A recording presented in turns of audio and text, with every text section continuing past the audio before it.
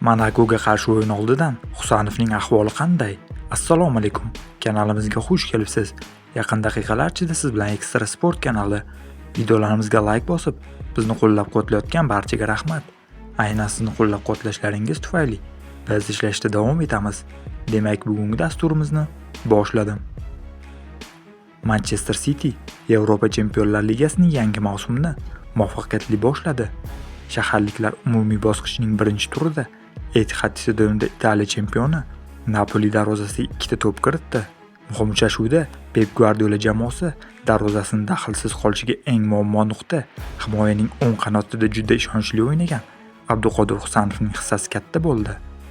Endi Monako maydonida bo'ladigan ikkinchi tur uchrashuvi oldidan Manchester City tarkibi bilan bog'liq muammolar yig'ilib qolgan.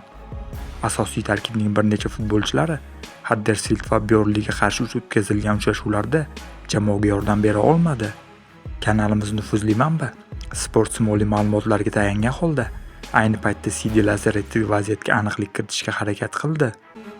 Bugungi dasturimiz homiysi Linebet kompaniyasi. Eng katta bonuslar va yuqori koeffitsiyentlarni faqat Linebetda olishingiz mumkin. Ekstra 25 prim mugudi bilan 3 million so'mgacha bonusni qo'lga kiriting. Linebet havolasini video ostida qoldirdim. O'yin kuchayib borayotgan Manchester City Yevropa Chempionlar Ligasida Monako bilan bo'ladigan uchrashuvda qatnashish uchun Fransiya janubiga safar qiladi. Pep Guardiola shogirdlari Angliya Premier Ligasining navbatdagi turida Burnley ustidan 5-1 hisobda zafar quchib, musobaqa peshqadami Liverpool bilan oradagi farqni 5 ochkoga qisqartirdi. Endi manchesterliklar bor e'tiborini ichki turnirdan olib, qit'a miqyosidagi o'yinga qaratishi lozim. Shaharliklar 2 hafta oldin Napolini yengish orqali boshlangan yurishini Fransiyada ham davom ettirishga bel bog'lagan. Manchester Cityda muhim uchrashuv oldidan kadrlar muammosi yuzaga kelgan. Quyida vaziyat bilan tanishib olamiz deb yozdi Sportsmoli reportyori Sebastian Sternik.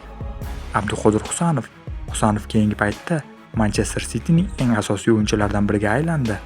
Xususan, o'ng qanot himoyachisi pozitsiyasini o'ziniki qilib oldi.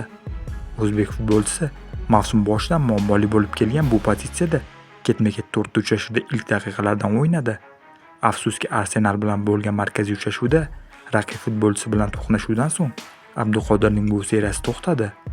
Klubdan olingan ma'lumotlarga qaraganda 21 yoshli futbolchi jarohatdan qutula boshlagan, biroq katta ehtimol bilan Husanov Monakoga qarshi maydonga tushmaydi.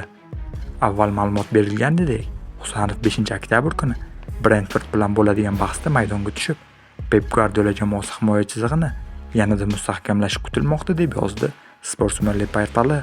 Qadrli do'stlar, siz nima deb o'ylaysiz? Bo'lajak bahsda Pep Guardiola tavakkal qilib Abduqodir Husanovni asosiy tarkibda maydonga tushiradimi? Albatta fikrlaringizni izohlarda yozib qoldiring. Videoga esa bir dona like bosib ketishni unutmang. Kelasi dasturlarda ko'rishguncha xayr, salomat bo'ling.